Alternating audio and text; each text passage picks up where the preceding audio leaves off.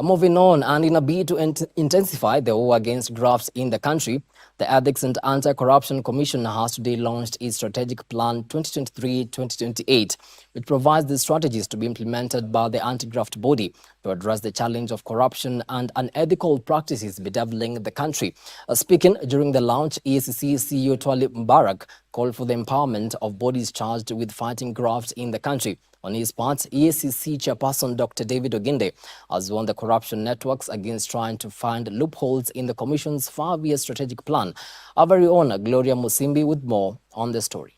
In a bid to combat corruption in the country, the Ethics and Anti-Corruption Commission has today launched a new strategic plan which will act as a guide in the execution of the Commission's mandate. The strategic plan seeks to effectively deter and punish corruption and unethical practices, promote ethics and integrity, and improve institutional accountability in public and private sectors. Speaking during the launch, EACC CEO Twalib Mubarak noted that to counter corruption, as a country the political culture must change, the public must change its tokenism culture, and the institutions that we have must be strengthened. Public must change its culture.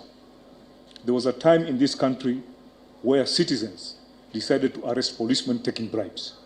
It was a short-term instinct, but it happened, and policemen refused to take bribes along the roads. Today, they take it in the open, and even if they look at you and you have no problem, they'll tell you, mzee, hauna kitu kidogo tu uniangalie. Speaking during the launch, Prime Cabinet Secretary Musalia Mudavadi, who presided the launch, urged members of the public to develop a culture to slum corruption and support EACC on the war against graft. The better agenda if corruption is allowed to thrive. Both the national and county governments bear the consequences of corruption.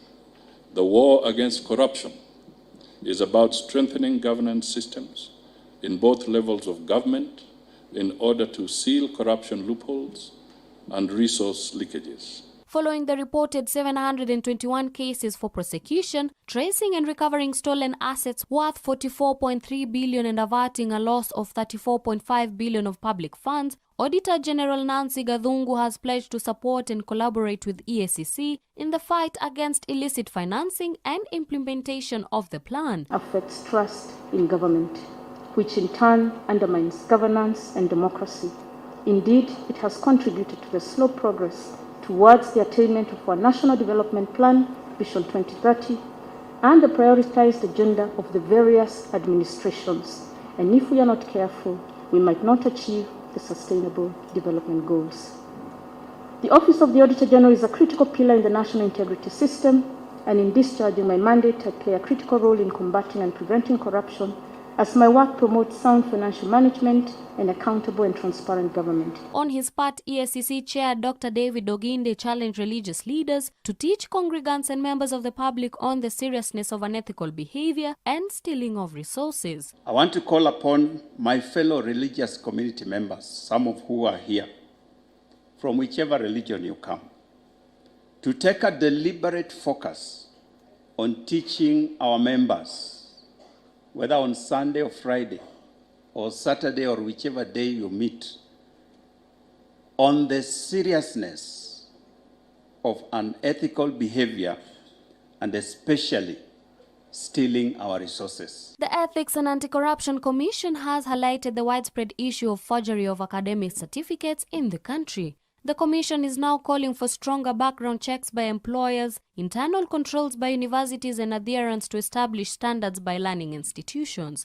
What we would ask Kenyans, which I did during my speech there, is let's forget about these shortcuts, getting rich quickly, getting certificates for which you don't qualify, because all those things are going to get you into trouble. Just recently, we had to take a lady, who had got a job, worked for 15 years with a fake certificate.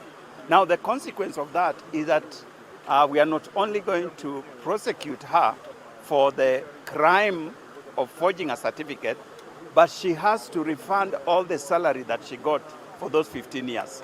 So it puts her into a very difficult situation. Why get yourself there when you could actually go to school, get your certificate, get your job at an appropriate time, and live your life as a good citizen of this country? Reporting for TV Newswatch, I'm Gloria Musimbi.